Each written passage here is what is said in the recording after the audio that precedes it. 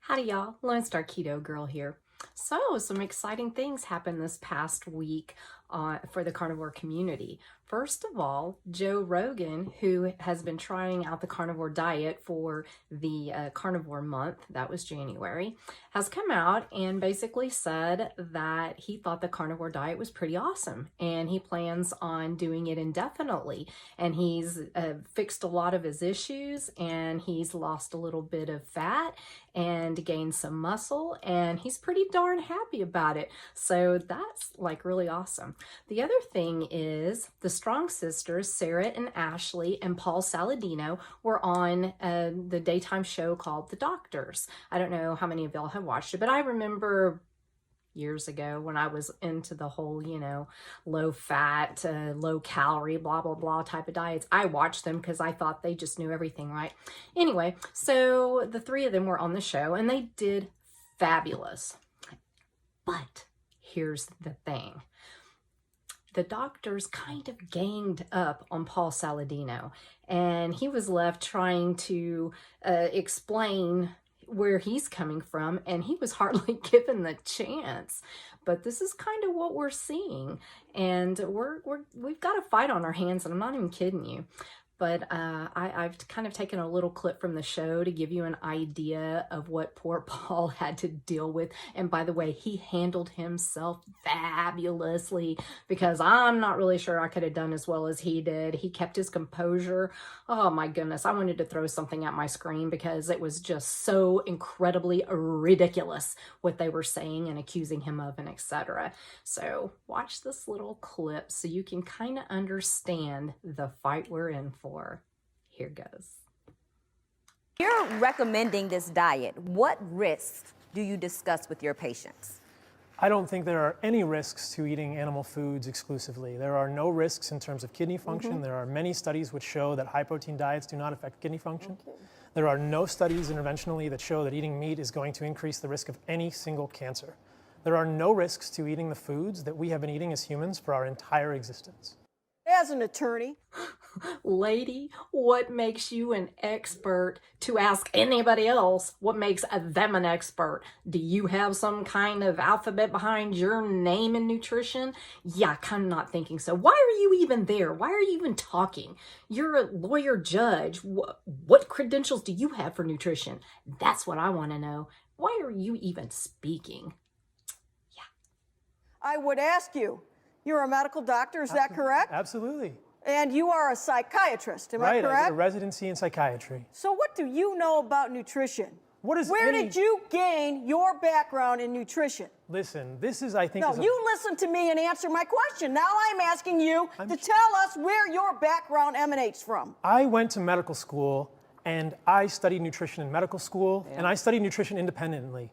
One of the crazy things about medical school is that it teaches you how to read articles. I'm a doctor. I know how to read articles. So have you I know how done to read any the literature. independent testing? Have you written any articles that was as suggested by the physicians who've been here today? Writing articles. Okay. So if you don't write articles, then you're not an expert. So yeah, there's no bias. There's no, any conflict of interest in articles that are peer reviewed, right? No, we don't have any of that. So by all means, in order to be an expert, you need to be writing those articles because goodness knows we can absolutely rely on scientific research and articles for nutrition. Yeah. How's that worked out for us so far? Yeah. What does writing articles have to do with my knowledge of Well, nutrition? because I could become you. I could be you as an expert because I read all of the data and all of the articles on this subject. Now I'm an expert. That doesn't make me an expert. Yeah. So how do you become an expert? Can you tell me that? Isn't it where you do research, you really learn your subject, you immerse yourself into that subject, you get a hold of everything you possibly can to learn about it, you experiment, you ask questions, you do whatever you can, right? That's how you become an expert. Just because you have some initials behind your name doesn't necessarily make you, any better qualified as far as information goes on nutrition than, say, me, who spends a lot of my day researching this kind of thing and experiment on my own body. Well, okay, so you have Paul Saladino here, okay? He's a doctor. He's experimenting on himself, and he's also seeing such huge results with people he works with. So he's got some, good stuff to talk about. So this whole thing about, you can't be an expert if you don't have whatever the qualifications are to be an expert. I'm not even clear on that. Where is the line to become an expert in the first place? So yeah, there's that. With the proper background and with the medical training, like medicine needs to think about teaching doctors more nutrition in medical school. I agree but with that. It is up to us to educate ourselves. Yes, Paul, that's exactly it. Educate yourself. That's what everybody needs to do. Absolutely. Nailed it. Just because there's a degree that says a doctor doesn't mean that we have or don't have medical nutritional knowledge. The It's not bottom line fair. is you practice psychiatry. Am I correct? I practice medicine. You practice psychiatry, is that correct? I practice medicine. So what makes you an expert in this? Because an expert in what? An expert in understanding human physiology? This is medicine. The separation of humans into organ systems doesn't serve the patient.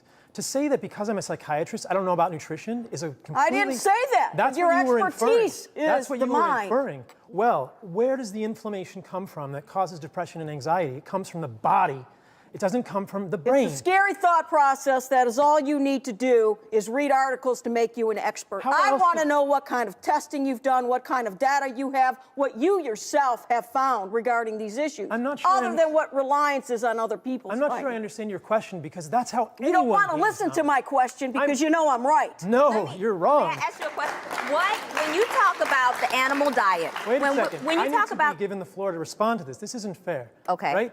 Life Anyone isn't gathers fair. data by reading articles. Anyone gathers data by learning. What you're suggesting is not a fair criticism of me. Yeah, it is absolutely not fair to be ganged up on like that. Seriously, if you want to have an open, honest conversation, that's not how you do it.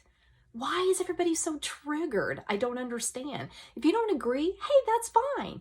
And even Paul will say that the carnivore diet may not be right for everybody. He's not saying everybody has to do this. No. So, goodness gracious, this is the fight we're in for. I mean, yeah, wow. But anyway, regardless, I think that, this is a bonus for the carnivore community, and this is a good thing. So at least there's, getting some exposure out there. You know what they say, bad exposure is better than no exposure, right? I don't know, we'll see. Anyway, thanks for watching, y'all. Bye.